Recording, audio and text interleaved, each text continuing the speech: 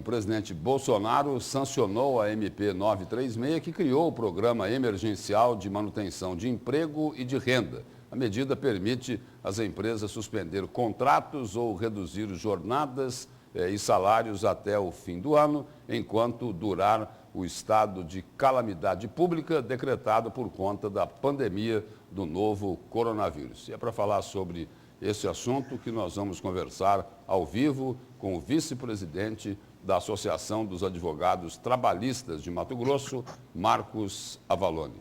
Boa tarde, presidente. Boa tarde, Lúcio. Boa tarde, telespectador. Doutor Avallone, explica primeiro para a gente aí como é que vai funcionar, de uma forma geral, aí, essa redução da jornada e a diminuição do salário do trabalhador e até a suspensão do contrato de trabalho do empregado. Nada de novidade, diríamos assim. O que aconteceu? Foi editado no mês de abril a medida provisória 936, onde trouxe a previsão de se reduzir o contrato de trabalho, a jornada de trabalho, melhor dizendo, em 25%, 50% ou 70% do tempo trabalhado, ou promover a suspensão do contrato de trabalho, e outras mais. Essa medida provisória aconteceu, ela passou pelo Congresso e ela se transformou em lei. Ontem ela foi publicada, foi promulgada e entrou em vigor a partir da sua publicação, foi publicada ontem. Então, ela se transformou em lei. O que temos que ver aqui é sofreu alguma alteração, não sofreu?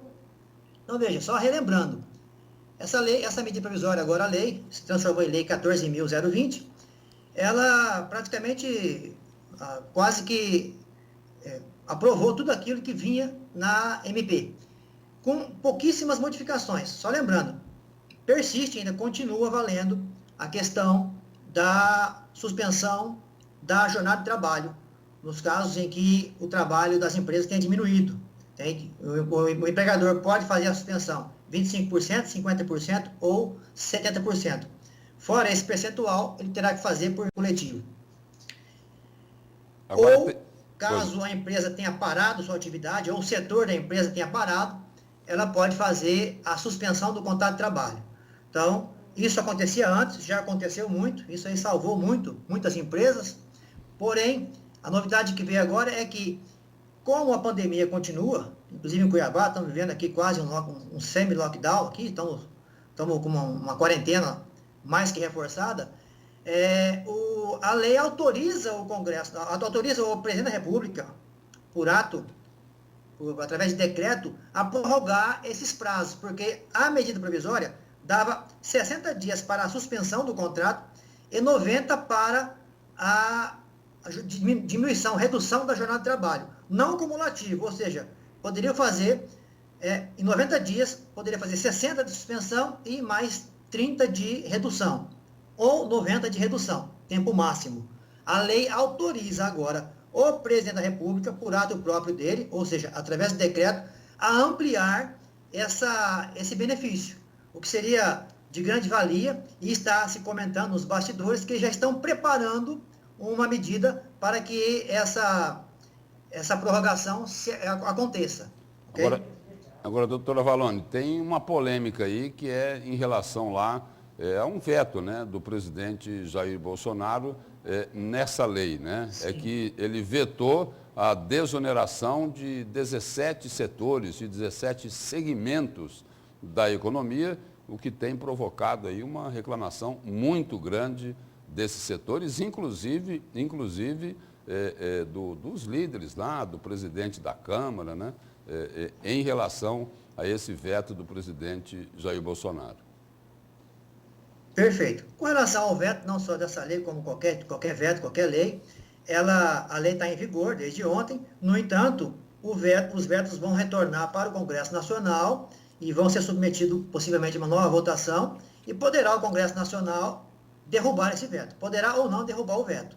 Se não derrubar, fica como está. Derrubando, então, vai passar então, a valer esses pontos da lei que foram vetados. O que os empresários do setor e desses setores aí, o que eles alegam é que com esse veto, né, em relação a proibindo a desoneração desses setores aí na folha de pagamento, poderão ocorrer muito mais demissões, que, aliás, não têm sido poucas no país em função da pandemia.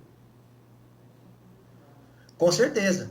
Acredito que vai haver aí um poder de barganha com relação da empresarial com relação aos congressistas para tentar fazer a derrubada do veto. Isso vai ser discutido e vamos aguardar o que virá pela frente, né? Mas o importante de tudo isso aqui, não só diminuindo a questão do que foi vetado, mas sim o importante é que a lei está autorizando, muito importante isso, Lúcio, autorizando a aplicação dessas medidas de redução da jornada de trabalho e suspensão do contrato de trabalho. Por quê? Porque ainda persiste o setor produtivo, o setor de comércio, principalmente a questão comercial. Os comerciantes estão parados. E agora? Vamos fazer o quê com os... Acredito eu que hoje ou amanhã ou depois já está saindo esse novo decreto que vai permitir com que a classe, com todo parado, que possam, quem sabe, suspender o contrato de trabalho ou prorrogar essa questão da redução proporcional da jornada de trabalho e do salário. Essa redução proporcional da jornada de trabalho, né, e do próprio salário e a suspensão dos contratos, a lei autoriza que seja feita sem a supervisão, sem o acompanhamento dos sindicatos. Qual é a informação, o conselho, a orientação que se pode dar aos trabalhadores nesse sentido? Veja bem, a lei, ela não exige a presença do sindicato até um certo valor, certo? É um valor limite, dependendo do porte da empresa. A chamada empresa de pequeno porte, que é aquela que não arrecadou um valor superior a 4.800.000 no 2019, limite aí de 2.000 e alguma coisa, até 3.135 para o salário de cada empregado. Acima disso, deve ser feito acordo coletivo, sim. Mas não importa. O importante disso aqui é que, mesmo sendo um salário baixo, mesmo aquelas hipóteses em que a lei autoriza o acordo individual, a lei exige que o sindicato da categoria seja comunicado. Isso é muito importante, Lúcio, porque o sindicato não precisa autorizar esse acordo, tá? O acordo é individual. Mas quando o sindicato é comunicado, o sindicato vai exercer, pode exercer e deve exercer o poder de fiscalização.